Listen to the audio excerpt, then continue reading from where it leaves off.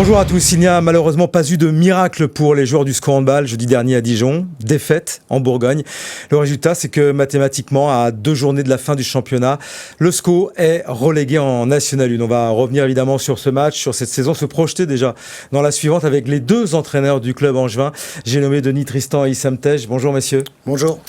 On revient d'abord sur ce match de Dijon. Il y avait un infime espoir, on en avait parlé la semaine dernière ici même avec Mohamed Ali.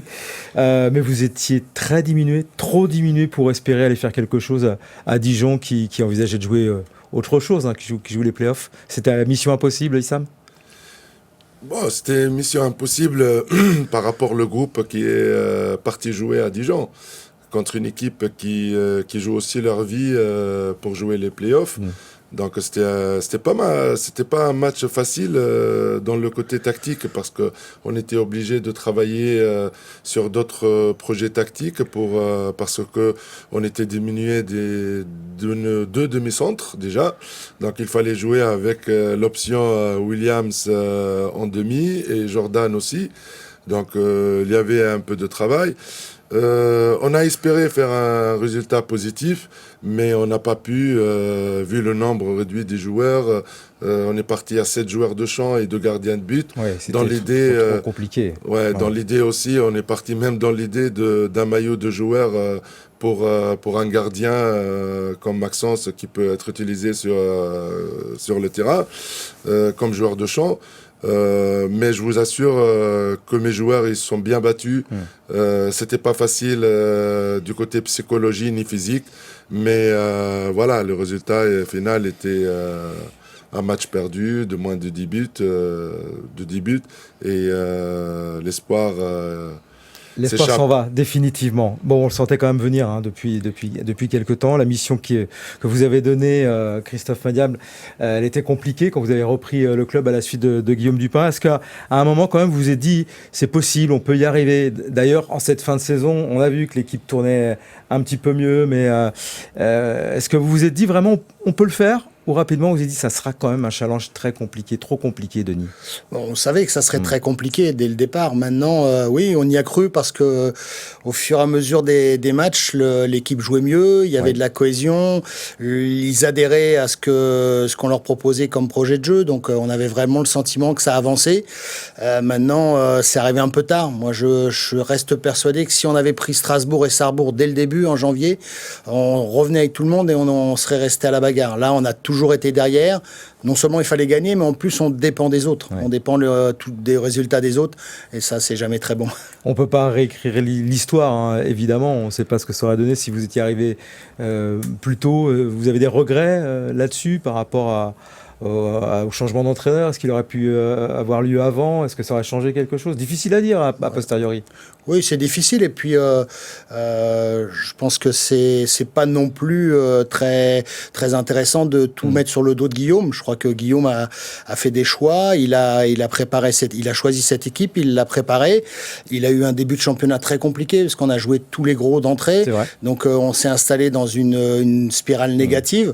Bon, à un moment donné, les dirigeants ont fait le choix de remplacer Guillaume, mais je crois que c'est un peu ce que je venais de dire par rapport au mois de janvier. Si au mois de septembre, cette équipe elle prend vite des points, elle peut s'installer dans le championnat et elle peut être à la bagarre. Vous avez raté la marche là en janvier qui vous aurait permis peut-être d'y croire. C'est clair. Néanmoins, Issam, vous qui avez démarré la saison comme adjoint de Guillaume, puis qui avait pris l'équipe avec Denis, au regard de ce qu'on nous a présenté, l'effectif, la qualité, l'expérience, ça n'en demeure pas moins une année très, très frustrante, pour ne pas dire plus, peut-être un petit gâchis par rapport à ce que vous aviez comme matériel humain?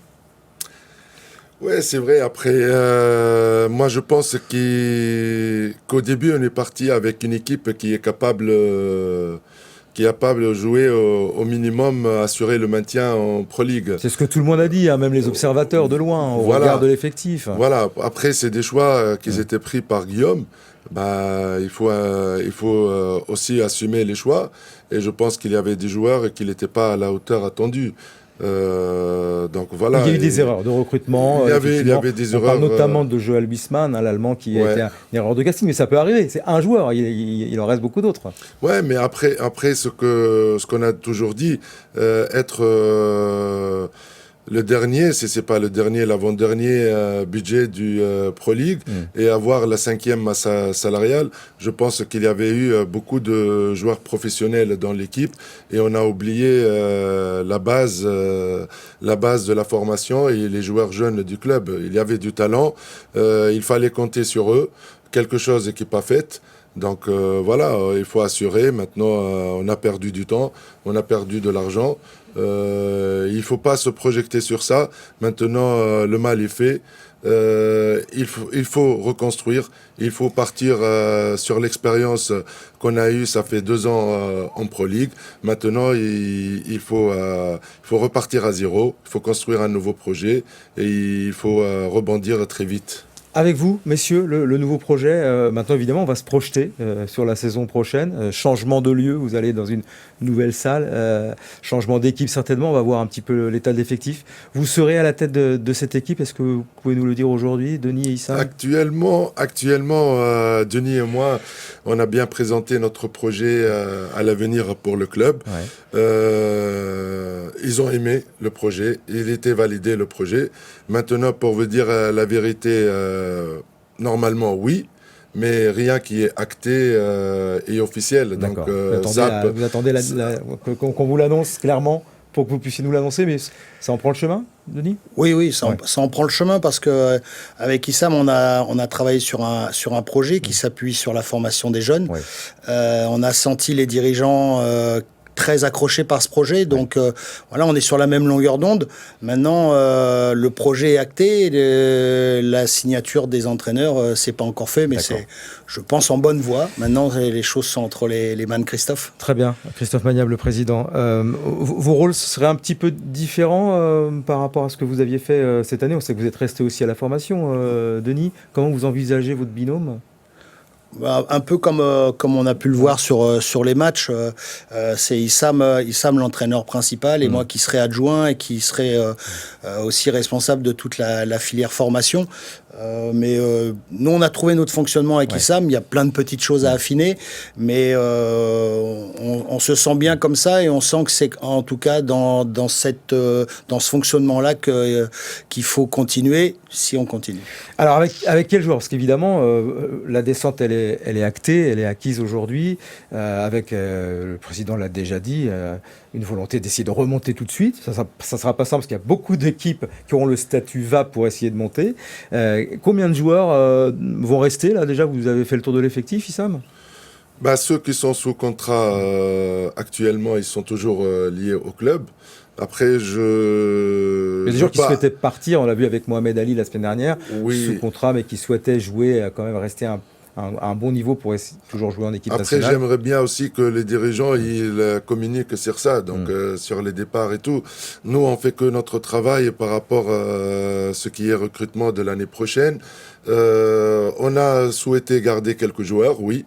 Mais par rapport, comme j'ai dit, il faut aujourd'hui alléger beaucoup plus la masse salariale. Donc, pour l'effectif jeune, on a décidé qu'ils vont intégrer l'équipe professionnelle. Et par rapport les joueurs pro, on avance sur le recrutement. On est en contact avec des joueurs, de très bons joueurs de haut niveau.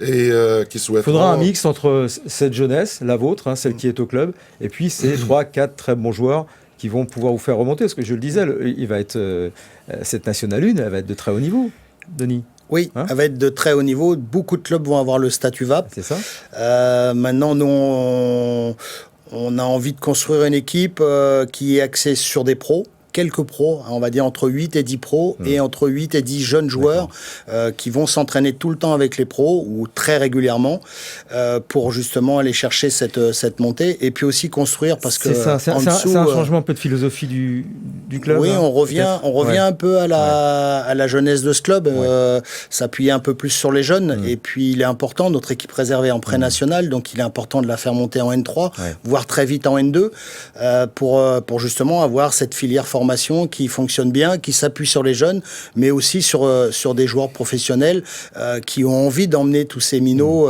vers le haut niveau.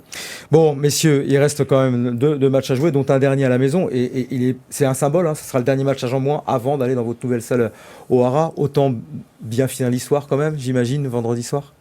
Ça c'est sûr. Dernier match à domicile. Sincèrement, il faut prendre que le côté festif maintenant. Il faut plus penser au passé. Il faut maintenant se projeter vers l'avenir.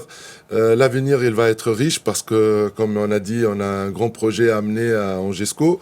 Maintenant, il faut profiter de cette journée, dernier match à domicile, et finir la saison en beauté et montrer une nouvelle image et une belle image d'Angesco Handball. Ça sera vendredi soir, ça sera l'entrée gratuite, voilà, pour la dernière, avant de rentrer dans votre nouvelle maison du côté du Hara. Merci beaucoup. Merci. Messieurs, merci. On se retrouve la semaine prochaine. Il reste des matchs, il reste aussi quelques émissions totalement en affaires. À bientôt. Bye bye.